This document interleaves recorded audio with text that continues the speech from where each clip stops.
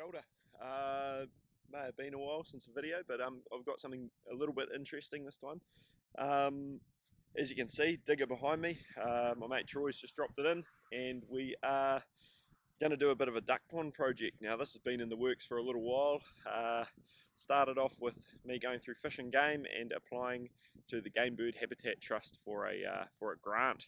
And what we've got is probably go to a drone shot about now of the general area, but we've got a bit of land that hasn't taken, it didn't take last rotation, and it hasn't taken again this rotation. It's quite swampy and wet, and rather than it just being stagnant grass that we do nothing with, we're going to dig it up and turn it into, hopefully, a bit of game bird habitat. So that's what this video is about.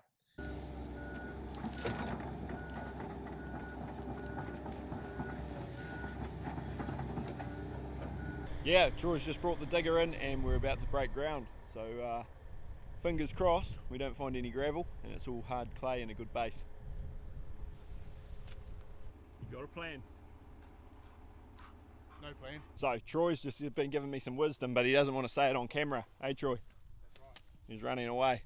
Pretty much this spur coming down here, that's what we're going to key into. We're going to shape it up a bit and form a bund around the back. And then he's then just going to shape it around where the pine trees sort of stop and the wet area starts. And then from there, because we've only got the small digger in at the moment, he's just going to start off with the small fiddly bits. And at some stage we might roll in a bigger digger. Yeah. But for now, he's about to dig a hole and see what we're dealing with underneath the ground. So we'll go check that out.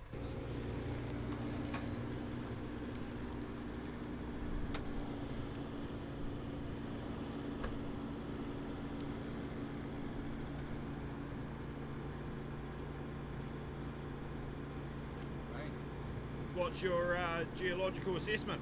No dinosaurs. We know we've got at least a couple metres of material we can work with. In this spot anyway. Right. For a real one, so we should go around and dig like 10 holes. So what Troy's doing here is called pit testing. And the idea is that he digs different pits all around the general area to find out what material we have to build the pond with.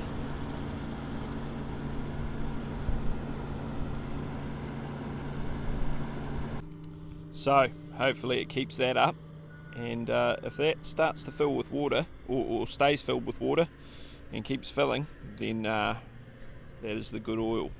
We'll be very happy with that because it's got natural groundwater and plenty of fall off the hillside to fill up our big pond.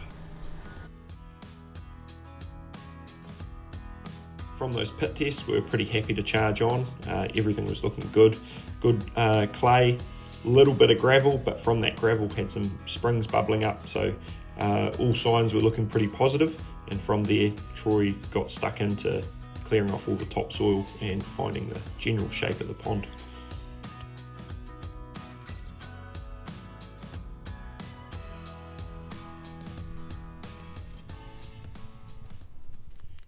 So end of day one pretty much. We come down to see how Troy's getting on. Brought the hounds. Looking good. I've brought him an apple juice. He's probably going to want a beer, so we'll have to go back to the house once he complains. But oh well, he's the one been doing the mahi, so we'll see whether he's going to knock off yet.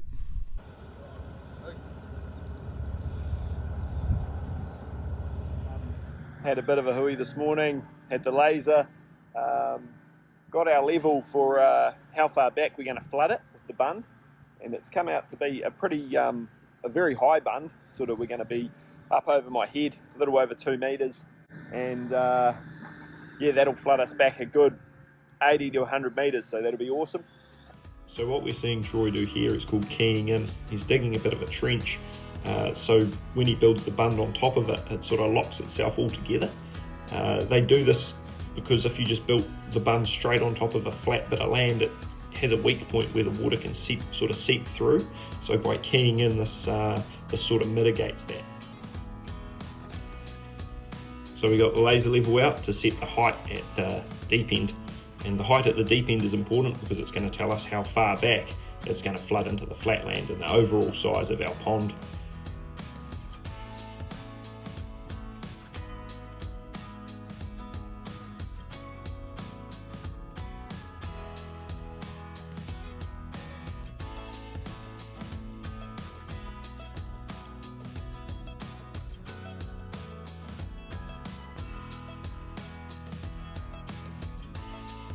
So while Troy's doing all the work, I'm back here having a bit of a tutu, trying to find out where the back of the pond's going to be. It's pretty cool to see how far back it stretches.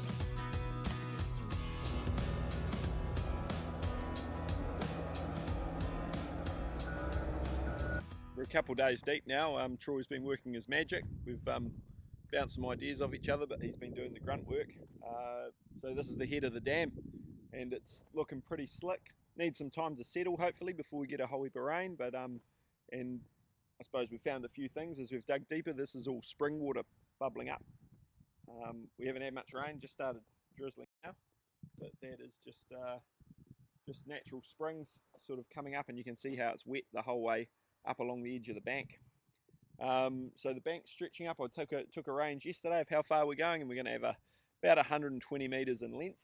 And then once we push up into the area where we're widening it out, we've got a head of about close to 2 metres of water. And hopefully if that holds, if the bank holds and there's no leaks and it doesn't drain out back through the springs or some other disaster, then we're sort of sitting with water that'll flood right up into this area here. And Troy's going to go around and sort of just shape it out a bit so there's deep spots and shallow spots, and ideally if it holds water well, then we'll end up with some nice shallow water for the ducks to sort of dabble and feed. And what actually happens, I guess we'll see. For you guys probably in about 5 minutes worth of video, but for us it'll be, I don't know, a year or so before it all fills up. Probably a bit more to digging a hole and filling it with water than what you'd think. Can't get Troy in front of a camera for an interview, but I'll keep trying. Maybe once I get a couple of beers in them. Has it filled up? Hey! So that's with 6 mil of rain last night and a little bit of spring water. Good signs.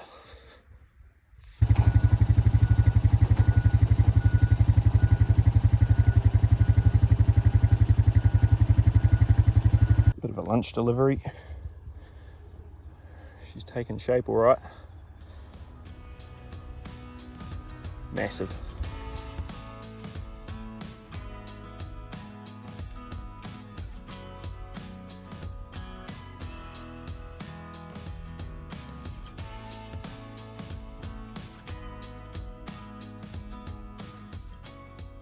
Yeah, so this is the bones of the pond. Obviously needs water, but that'll come. Well, that's a nice touch with that log. I like that. And if anyone needs any ponds built, Tim McCall's Contracting in the Manawatu. Troy's your man. He's built one hell of a pond, and now we just need it to fill up with water. But it definitely looks the part. Yeah, so end of May, or it's the 24th of May, and this is where the pond's at as far as got a fair bit of water in it.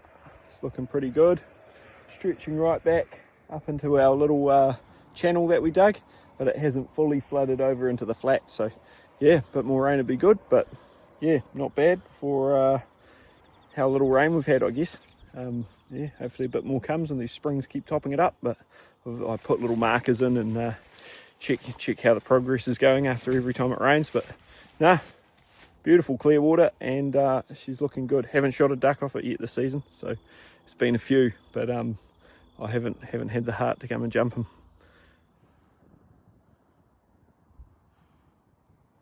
What are we? June, late June, down at the pond. It's we haven't had too much rain really. We're pretty dry here compared to the rest of the country. Just starting to get muddy. I've done a bit more planting down the edges, but still a lot more to go in. Just toy, cabbage trees, and bit of flax. So, and got some willow poles in down the other end. But yeah, that's all to report at this stage. So we chipped away with a bit of planting throughout the rest of winter, and by about August she'd filled right up and was overflowing at either end. Yeah, just been up planting a few grasses around the pond. It's late winter.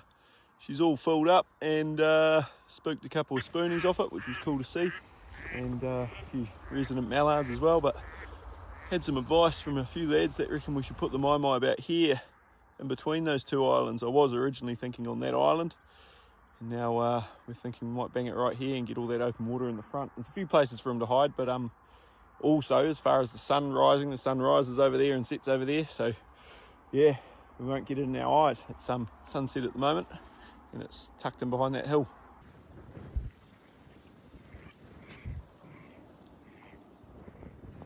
It's been a full year now since we started digging, and the pond's looking great. It's held water over the winter. We've got a little bit of planting done. It hasn't really come through because the grass growth has surpassed it and you can't see much, but it is there. Lost a little bit of water just due to evaporation at the moment, but overall very, very happy with the pond. Big thanks to Tim McCall's Contracting, Game Bird Habbitat Trust and Fish and Game for making this happen. It's been a cool little project, and looking forward to keeping you guys up to date with how it goes in the future. We'll check in every duck shooting and see how it progresses. Haven't shot a duck off it yet, so look forward to that in this May's episode of opening weekend. Until then, catch you around. Cheers.